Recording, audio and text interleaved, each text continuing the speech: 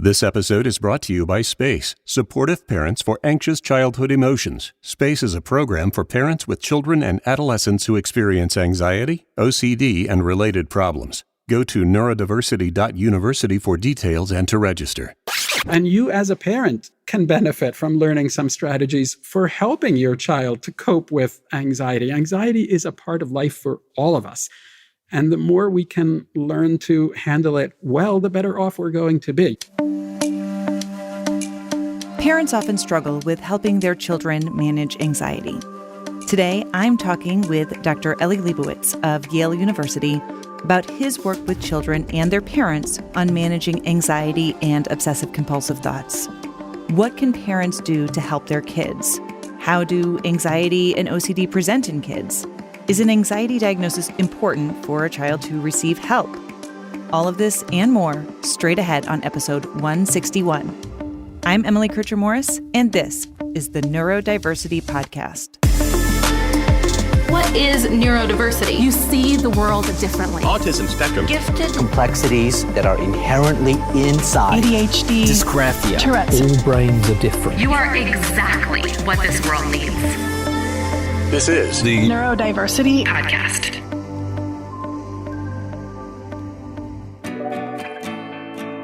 Okay, so during the conversation with Dr. Lebowitz, we talk about a new program he developed through the Yale Child Study Center called SPACE, Supportive Parenting for Anxious Childhood Emotions. After our conversation, we were so intrigued by the program, we decided to offer it to our listeners through our organization, the Neurodiversity Alliance. So who is the program for? It's for kids, but it's through parents, if that makes sense. We consult and coach parents to develop habits and methods that they can in turn use to help their kids deal with various types of anxiety, obsessive-compulsive thoughts, and other related issues. This is about changing the behavior and the approach of the parents, not about changing the child. The SPACE program is all done online. One-on-one consultations with a SPACE-trained advisor are included, and group sessions with other participating parents are part of the program as well. So you can discuss and compare ideas and approaches and find out what works for others, too. If you have kids who experience anxiety, this program was designed for you. To learn more, click the link in the show notes or on the podcast's episode page, or you can go to Neurodiversity.University. And now, our conversation with Dr. Eli Lebowitz. Thank you so much for joining us today, Dr. Lebowitz. Thanks for having me. It's great to be on. I know in my practice, I see a lot of kids and teens who are dealing with anxiety for a variety of reasons and situations. But I also hear adults who are sometimes surprised that young people can even have anxiety. So maybe to start our conversation, if you can share just a little about what anxiety looks like in kids and teens, and how is that maybe different than how we see it in adults?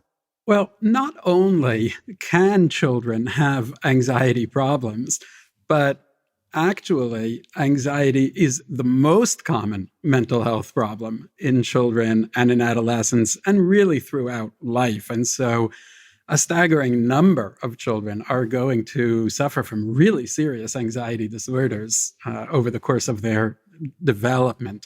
Some of the adults who are surprised that children can feel anxious are just suffering from a little bit of memory lapse because they may have experienced a certain amount of anxiety themselves growing up.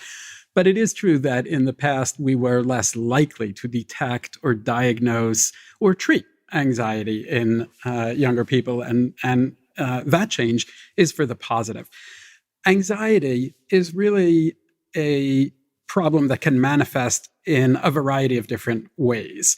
And the core of the problem is a heightened sense of things being frightening, dangerous, stressful, or scary, or worrying in different ways. And that's going to manifest differently in different children. For some, it may be a fear about being separated from their caregivers and all the horrible things that could happen to them or to their caregivers when they're not together.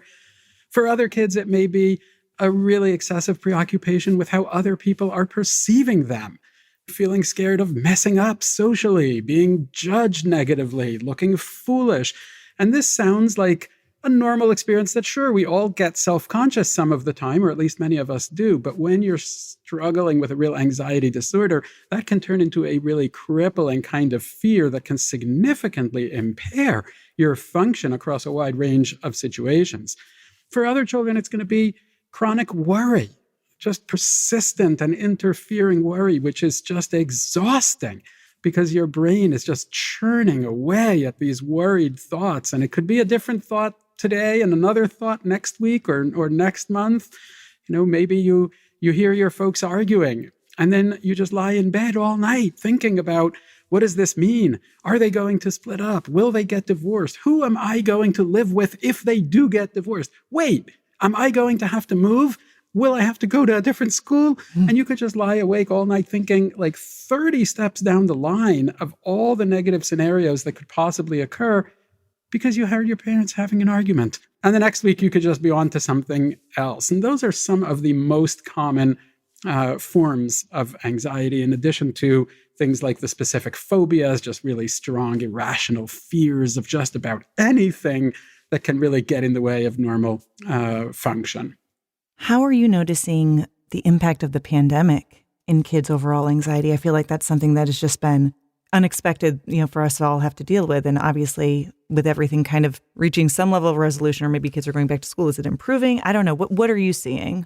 Well, it's actually a really interesting question because, like I said before, even in the best of times, anxiety problems are the most common mental health problems. But let's face it, this whole year and a half that we've been living through has really not been the best of times.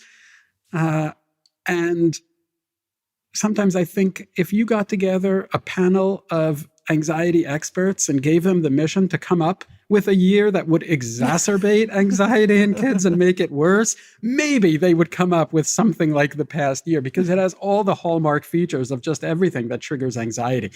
The uncertainty, the unpredictability, the disrupted routines, the isolation, the stress, the loss that so many children are experiencing.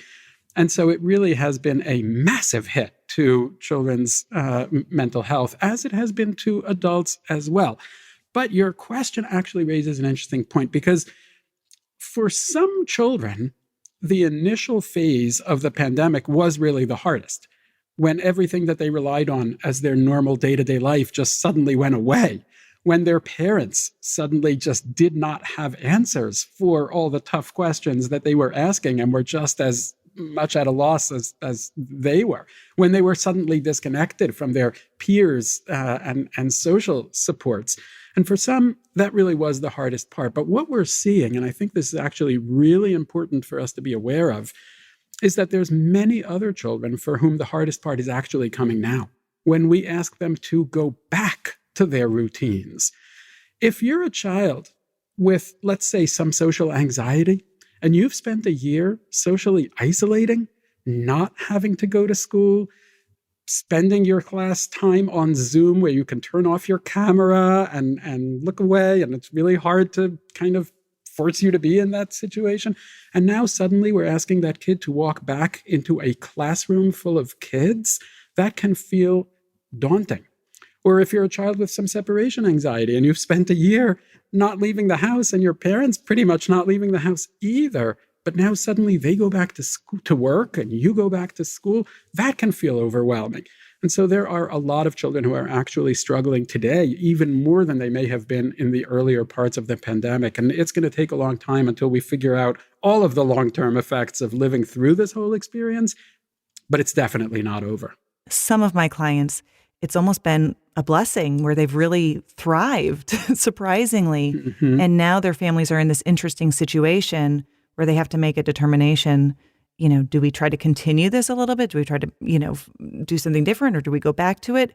It's a really difficult decision for those families. It really can be. And none of us really have a great sense of what's the right thing to do in this situation. And the guidance that we're given from the powers that be is sometimes confusing and contradictory and muddled. And we're all kind of trying to figure this out as we go along. And what we were told yesterday may be different from what we're told tomorrow. And that puts a lot of stress on parents who have to ultimately take responsibility and make these decisions.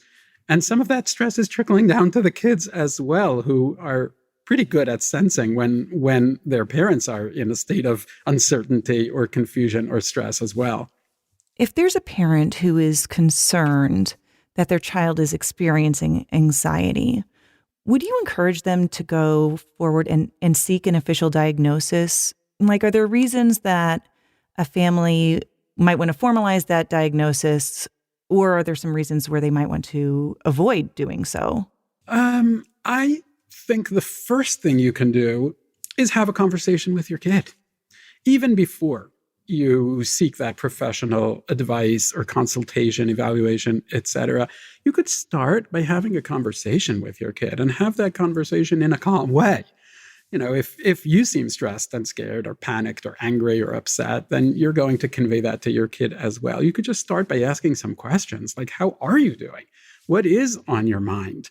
Share a little bit of your experience and model to your family that it's okay to go through difficult emotional experiences. And we all do sometimes. You know, sometimes we're so determined to show our kids that we're there for them and that we're strong and that we're not rattled, that without realizing it, we may also be giving the message, it's bad to be rattled, or it's not okay to be upset. It's like if you have to deny it and grit your teeth and stiff upper lip and we're all fine all the time, it makes it harder for your kid to tell you when they feel like something is difficult for them. So just having those conversations is probably a good place to start. But if you are concerned that your child is struggling with anxiety, yes, I think reaching out for some professional consultation makes a lot of sense, and there's very little to be lost from doing that. And you can start by having a conversation with your pediatrician, your primary care provider. In many cases, they'll be able to give some helpful advice or to refer you to somebody who can do a more thorough assessment and evaluation. Your child doesn't need to have a serious, clinically impairing, disabling mental health disorder for them to benefit from some help, for them to benefit from some strategies or some skills for coping better. And you as a parent can benefit from learning some strategies for helping your child to cope with anxiety. Anxiety is a part of life for all of us. And the more we can learn to handle it well, the better off we're going to be. So I think that in most cases, if you are concerned, reaching out for that consultation is probably only going to be a plus, and there's not a lot of downsides to that. I hear you saying, though, also that even if those concerns don't meet the threshold for clinical diagnosis, there's still a benefit, and kids or teens might need some support in those areas. Absolutely. That is very, very true. And you know, the biggest obstacle to that is sometimes the financial obstacle. If you have an insurance carrier, for example, they may not feel like paying for a mental health therapy, consultation, etc. makes sense unless somebody is diagnosing your child with a mental health disorder. And that's an unfortunate facet of the way our health system, and in particular, mental health care system, is set up. But there are often ways that you will be able to get some advice or to get some help. And it's one of the reasons that compels me to write books like Breaking Free of Child Anxiety and OCD, which is really written for parents so that if you are, for one reason or another, whether that is financial or geographic or time, etc., if you're not able to get help from a mental health specialist, to see a therapist every week, you may be able to learn a lot of skills and tools that will be very impactful and that you can do on your own time at home. Yeah, that brings me actually to my next question, which is that I think, parents want to help, but they're also often worried about how to best help their children without, crossing that line between helping too much or also not enough. Do you notice that parents, even on their own, you talked about it a little bit, but they influence their children's anxiety in one way or the other, could be more productive in how they're supporting their child? I think absolutely, yes. I think there's a huge role for parents in supporting children who are coping with anxiety, whether that is a serious struggle with an anxiety disorder or a more day-to-day normal kind of challenge of dealing with anxiety, as every child is going to do sometime. I think there's a huge role for parents in that. But before I say more about that, I also want to say that parents are not the cause of children's anxiety disorder. And I think this is just such an important distinction to make. It's so easy to make that leap, and it's a false leap from you as a parent can help your child to overcome anxiety, to leap from that to you as a parent must be the reason that your child has anxiety in the first place.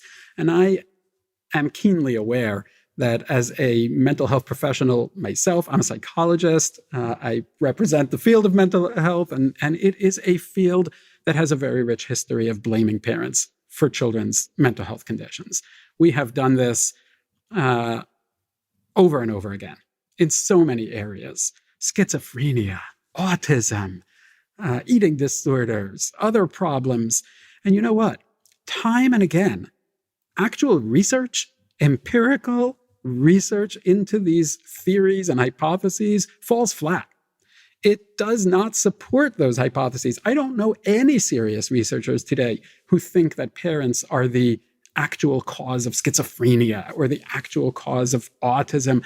But that was a common theory that was put forward by the field. And so I just want to, before we even talk more about how parents can be helpful, I just want to say as clearly as I possibly can that I don't believe parents are the cause of children's anxiety disorders in the vast majority of cases. It is possible to be such an awful parent that you will have a negative impact on your child's mental health. But I'm talking about things like abusive parenting, maltreatment, serious neglect. Of course, those things are damaging. Of course, they're harmful, and we should not do them, and we should intervene when parents are doing them. But that's not the story for the huge majority of kids who struggle with anxiety. And so with that being said, I think that, yes, there is a huge role. If your child has an anxiety problem, you didn't have to give it to them. But if they have an anxiety problem, how you respond actually becomes really important. And the dilemmas that you were pointing to before are the dilemmas that parents of anxious children are encountering every day, and often many times a day. Like, do I push or do I not? Right? Do I intervene? Do I take over and help my child in this way? Or am I just giving in by doing that? Am I being manipulated? Or is this real? All of these questions that parents are going to be like coping with throughout like millions of little interactions over the course of day after day and year after year. And sometimes we fall into some traps when we're responding to an anxious child. For example, we might fall into the trap of being overly protective, right? If I see my job as I need to make sure that my child won't be uncomfortable or won't be in distress ever, then that's going to drive me to a high level of protective behavior.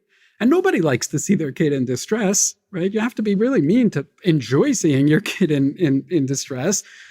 But the fact of the matter is that when you take that protective stance, the message you're giving to your child is a really problematic one, because what they're learning is, I can't handle discomfort. I can't handle anxiety. I can't handle distress.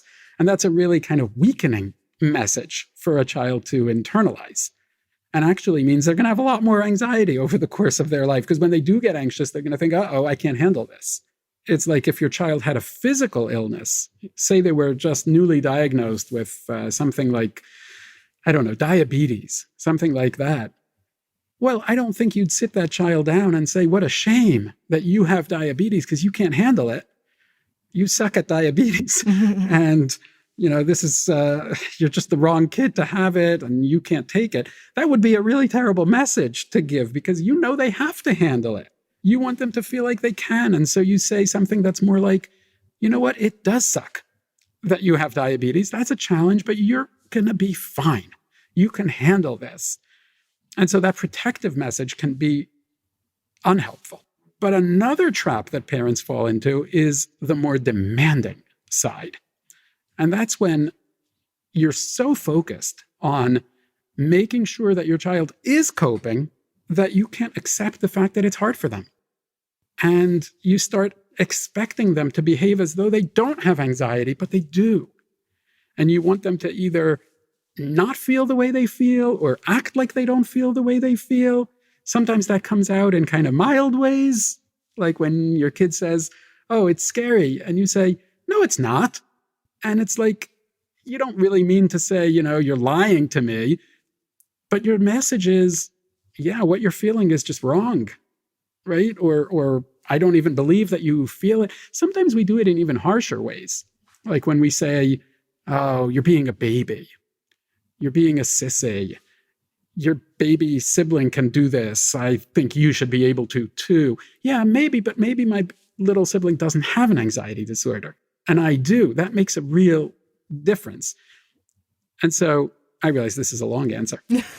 But what I suggest, and what we have found to be the best alternative to either that too protective side or that too demanding side, is what I call a supportive stance. To be supportive of your child when they feel anxious, when they're showing you distress. And being supportive really means putting together two ingredients. It's a really simple recipe, just two ingredients, but you do need both to make it, right? It's like mac and cheese. You can't make it without both the mac and the cheese. So you don't need a lot of ingredients, but you do need both of them. And the two ingredients of support are acceptance and confidence. What I mean by acceptance is showing your child that you get it, that you understand that this is how they genuinely feel. It can be really simple. It can be like saying to your child, "I get it. This is hard for you." And confidence means showing your child that you believe they can handle it. Yes, it is hard, and I know that you can handle it. When you put those two messages together, that's when you're being supportive. And that means that you're not being too protective and you're not being too demanding.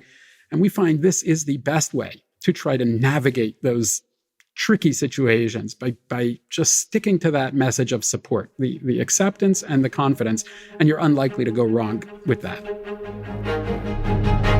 More in a minute. If your child deals with anxiety or OCD, it's likely you've tried any number of strategies to help them.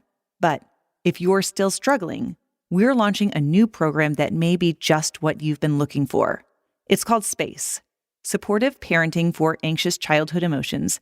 It's a parent-based program that helps parents help their kids with anxiety, obsessive-compulsive thoughts, and other related problems. SPACE was developed by Dr. Eli Lebowitz at the Yale Child Study Center. SPACE really is teaching the parent how to be supportive and teaching the parent how to recognize and reduce their accommodations. And clinical trial research from multiple studies indicates that it's a very efficacious way of treating anxiety and OCD. And so I think that can be a very helpful resource for a lot of families. This podcast parent organization, the Neurodiversity Alliance, has agreed to be a SPACE-trained provider, and we are now taking registrations for a limited number of spots that are available. Follow the link in the show notes or go to neurodiversity.university and click the link. It's a proven tool to help parents help their kids.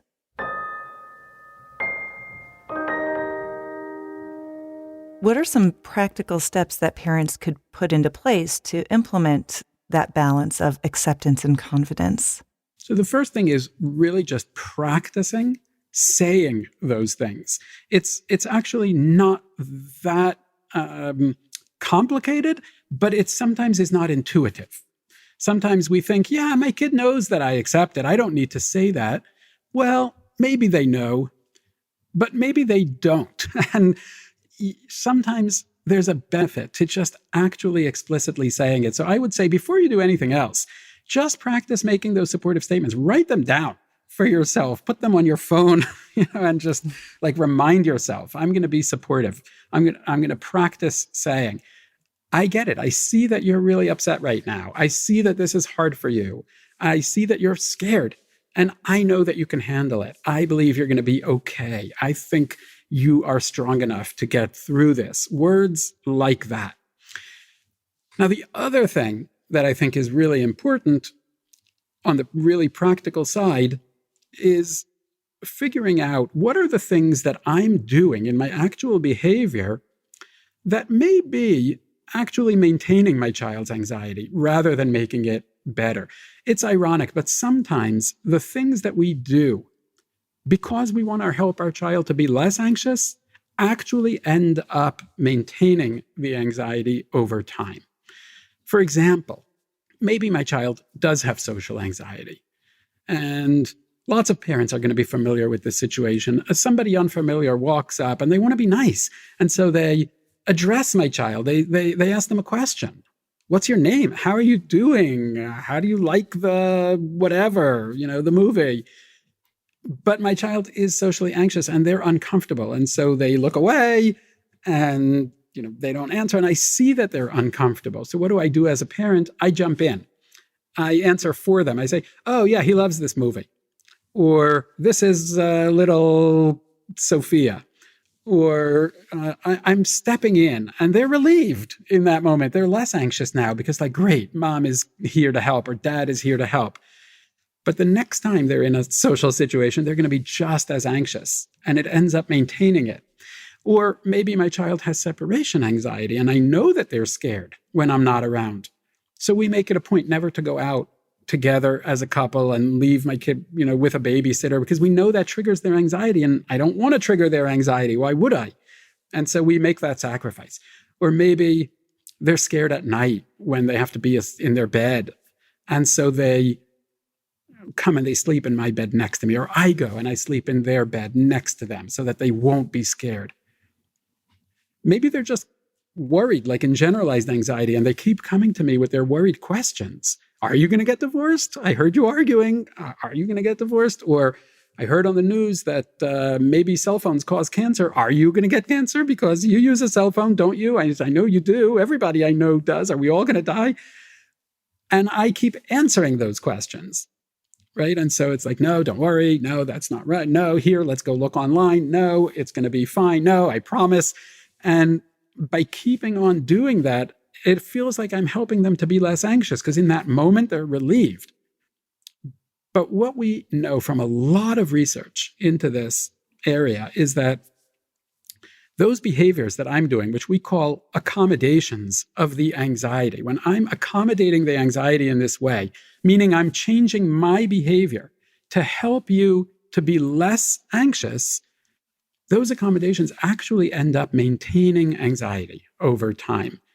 And so you could be pouring tons of time and energy, resources, sometimes even money into trying to accommodate this kid, but they're just staying anxious, maybe getting more anxious. And so another thing that I recommend parents do is think over what are the things that I'm doing that are accommodating. And you don't have to stop them all at once, right? I think that would be really hard and maybe a little bit overwhelming for your child as well. But you could pick one thing and you could show your child that you believe that they can handle it. So when they come to you with that worried question, you say, I get it. You're really worried right now. That's a scary thought. You know what? I believe you can handle that. And I don't think it's helpful when I keep answering. So I'm not going to answer it. And I believe you're going to be fine. And sure, your child will be less relieved from that answer. But if you stick to that, you can help them to overcome the worry so that they, in a week or in 2 weeks or a month, maybe they're not having those thoughts anymore. And it feels hard in the moment, but they could actually overcome the problem. These two ingredients that I'm describing, these two elements, being more supportive and less accommodating, are the two main components of an entirely parent-based treatment for child anxiety that is proving to be a very effective way of treating anxiety. It's called SPACE, or Supportive Parenting for Anxious Childhood Emotions. And SPACE is really all about those two things, about being more supportive and less accommodating. And it turns out that if you do this treatment as a parent, even if your child never meets with the therapist at all, you can overcome even serious anxiety or related disorders like obsessive compulsive disorder, OCD. And it's just as effective as having your child meet a therapist directly for a child-based therapy, like cognitive behavioral therapy, for example. Yeah. One of the things I really hear you saying that I kind of want to emphasize is that you're not talking about pulling those accommodations cold turkey. Right. It's a very gradual process. And it sounds like, would you say that the parents are involving the kids in that process in some ways? Like, how does that dynamic work? Sure. Well, first of all, we would never do this by surprise to a child. Anyone who has an anxious child probably knows that child anxiety and surprises actually don't mix all that well together. Most anxious children do not relish surprises, even positive surprises, right? Like, we planned you a surprise birthday party. No, not the best way to make an anxious child thrilled. And for some kids, sure, it's going to, they're going to love it. But in general, not the best cocktail. We never do this by surprise. And so you're going to be letting your child know what you're planning at every step of the way. There's no secrets involved. And if they are willing, if they're collaborative, you can actually plan some of this together with them. So for example, we might say, okay, I'm really determined to start answering fewer of these questions that I know are on your mind so many times during the day. But let's think of a plan together. Should I answer 5 questions a day this week? How would that be? And maybe your child says, no, let's make it 8 questions a day. And I would say to the parent, great, you should go for that. You should say, fine, let's do that. Let's let your child have that sense of control, some ownership of this. They're going to be happier with it. The only caution, though, that I would give to parents in that regard is remember that the plan should be about your accommodation, not about them. So the trick is not to make your child promise not to ask the questions. I recommend not extracting that promise from your child, because there's lots of kids who will make that promise when they're calm, but then they're going to be really anxious and it's all going to fly out the window, and they're going to come and they are going to ask you the questions, maybe not 8 times, maybe 30 times. And then you're going to be mad at them because they're not keeping their word. And it's silly. Being mad at a child for being anxious or asking those questions, it just doesn't make sense. It's not a misbehavior. It's an anxiety symptom. Would you get angry at your child because their heart's racing when they're upset? Would you yell at them like you promised you'd keep your heartbeat down? That's absurd. And it's equally absurd to get mad at your child for asking you a worried question. And so don't make it about what they're going to do. Make it about what you're going to do. But they can have some input into the plan. If your child is really not on board at all, if they're saying, no, absolutely not, no way, I need you to answer me every single time because otherwise I'm going to freak out and it's going to be horrible and my head's going to explode and I'm going to die.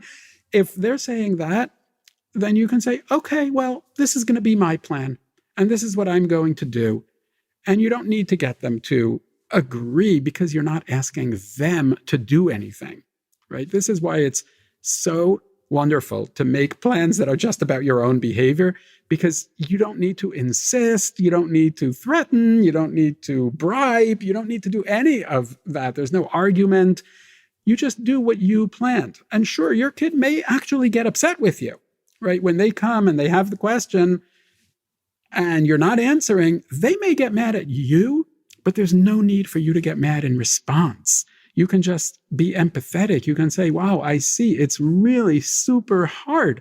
And it's much better to be sympathetic to your child who's upset in that moment than to lash out in response or retaliate or raise your voice. You can be really sympathetic because sure, it is hard, but also have that confidence. And you know what? The first time is going to be really hard. The second time is going to be hard. The third time is going to be a little easier. And by the next week, this is going to start feeling like the new normal. And soon you'll realize, actually, they're not even having those thoughts anymore, or they're having them so much less. So don't expect them to thank you right away. There's a lot of times in parenting where we have to make some unpopular decisions, and maybe this is going to be one of them. But I think they'll thank you later. When 6 months from now, your child has had like 3 months when they're not particularly anxious, maybe that's the time to say, Remember how you used to be so upset? And every day you'd just be freaking out about all those thoughts. Isn't it amazing how you're not having that anymore? What do you think? Isn't that awesome? And maybe that's the point where they'll be able to say, yeah, I guess that was helpful to me. Takes a little bit of reflection afterwards. Yeah. So you mentioned the SPACE program. I know that we have a lot of both educators and clinicians who listen to the podcast. And so I'm curious, give us a little bit more information about SPACE and how clinicians might be able to utilize it. Yeah, so SPACE really is a therapy, right? This is a therapy in the same sense that cognitive behavioral therapy, which maybe more of your listeners may be familiar with, is a therapy, right? And SPACE is a therapy too, but it's parent-based. And so what it looks like is instead of a therapist meeting with your child every week and listening to them and teaching them a skill or things like that, giving them some homework, etc., it looks like a therapist meeting with the parent or the parents and working with them and giving them some homework assignments to do, and mainly focused on those two things that I mentioned, meaning teaching the parent how to be supportive and teaching the parent how to recognize and reduce their accommodations. It usually takes somewhere between, I'd say, 10 and 15 sessions to do the treatment. There'll be shorter times and longer times, but that would be fairly typical. And clinical trial research from multiple studies indicates that it's a very efficacious way of treating anxiety and OCD. Therapists who want to learn more about the treatment, I would recommend, first of all, visiting the website dedicated to SPACE, which is spacetreatment.net. And there are a ton of resources for learning more about it, including books and articles and videos and podcasts like this and other resources. But there's also information on training. And like with any new therapy that you're learning, even if you are experienced in other forms of psychotherapy, if you want to be doing this work with families, I would very much recommend getting trained. And so I and others on my team have been holding training workshops for therapists who want to do this training. I admit that it's a little hard to get into the workshops because they fill up very, very quickly. And so I'm working very hard to hold them as frequently as we possibly can. But I really would recommend participating in one of those workshops. And I think in the past year, we've probably trained like 1,000 therapists. Wow. On doing this treatment. And for parents, I would also recommend visiting that website. And there are many resources for parents as well. And one of them that I'll particularly mention is a list of therapists who are already trained in SPACE. And so if you're a parent, you can go on that website and you can search by your country or your state, and you can hopefully find somebody nearby who can do this work with you. And if you can't, then you could try to maybe introduce a therapist who is local to where you live and maybe get them to learn more about it. I guess one benefit of the pandemic is that more people are doing teletherapy than ever before. And so it's a little bit easier in that sense to access treatment. And one thing that I'll say about SPACE is that it's a treatment that lends itself to teletherapy because it's an adult talking to another adult or two adults. And that's a lot easier to do over Zoom or some other platform than working with a young child directly, which we're also doing over tele. And certainly there's many more people doing that than ever before, but it's a bigger challenge. Whereas SPACE really lends itself to this kind of work. So hopefully you can, go on the website, spacetreatment.net, and you can find that. You can also find a link to the book. And the book, Breaking Free of Child Anxiety and OCD, is really a step-by-step description of how you can do this treatment on your own, like a workbook for parents who want to implement this treatment on their own. A lot of parents are using it with their therapist, and so working through it together with a therapist. And I think that's a fantastic way to use the book. But many other parents are also using it just independently on their own. And I think that's a great way to make use of it as well. And so I think that can be a very helpful resource for a lot of families too. Okay, so last question. If you were talking to a parent about supporting their child who is dealing with significant worry or stress or anxiety, and that parent is just feeling very overwhelmed and even helpless, what would you tell them? What advice would you give? Well, one thing I would say to them is that in all of the field of mental health, there is no problem more treatable than child anxiety. The world is full of children who used to have an anxiety disorder. And I think this is a really important message. You may be struggling so much today. It can be incredibly exhausting, wearying, frustrating, and frankly, exasperating and even aggravating to be the parent of a child with a lot of anxiety. It's a challenge. And so if you're feeling any of those or all of those feelings, I get it. I'm the parent of 3 boys, and they're all anxious some of the time, and sometimes a little excessively anxious. I know what we're talking about. I know how frustrating and exasperating and troubling and concerning and worrying it can be for a parent. But remember that help does exist. There are so many other problems in mental health where we wish we had solutions that were half as effective as what we have for child anxiety. So give yourself a break. Don't blame yourself. Don't expect yourself to magically be able to solve the problem, but stay hopeful and get some help for yourself and for your child. Dr. Lebowitz, thank you so much for your time. Thank you so much for having me. It's been a pleasure.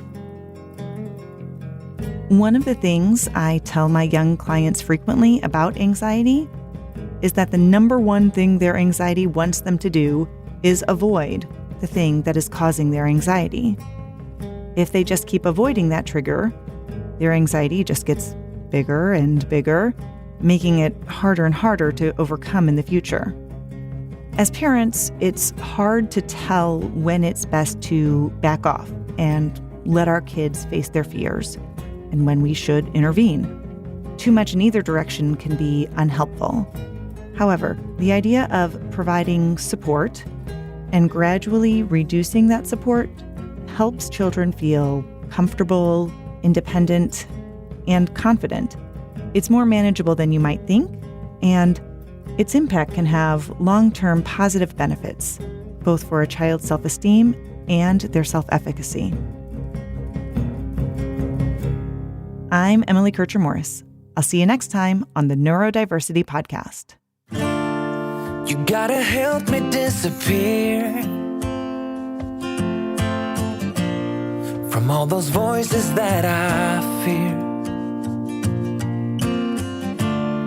and all the moments I couldn't handle 'cause I'm different. You have to promise to stay near. You're always telling me the truth. That's why I lean on you.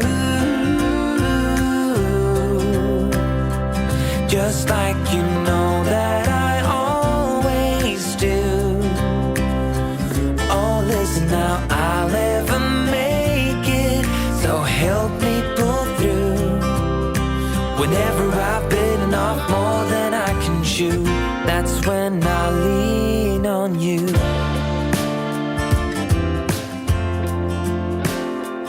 This episode was brought to you by SPACE, Supportive Parenting for Anxious Childhood Emotions. Go to neurodiversity.university for details and to register. Thanks again to Dr. Eli Lebowitz. His research articles are linked in the episode page at neurodiversitypodcast.com. You can also find a link there to his book, Breaking Free of Child Anxiety and OCD. Our host is Emily Kircher-Morris. Our office manager and production assistant is Krista Brown.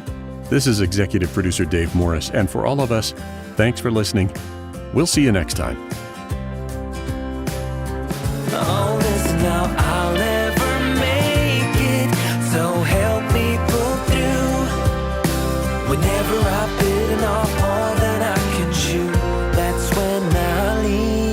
on you. This is a service of the Neurodiversity Alliance.